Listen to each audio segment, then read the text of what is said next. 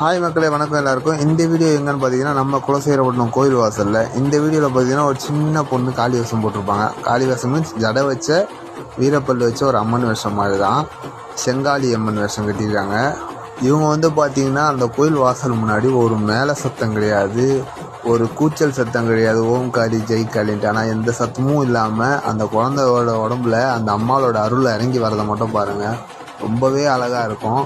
இது நம்ம குலசேகரப்பட்டினம் மட்டும் இல்லை, நிறைய அம்மன் ஆலயங்களில் இந்த மாதிரி அதிசயங்கள்லாம் நடக்கும். எந்த ஒரு சத்தமும் இல்லாமல் அருளாடி வர்றது மட்டும்தான் உண்மையான அம்மன் அருள் அப்படின்றது நான் உணர்ந்திருக்கேன்.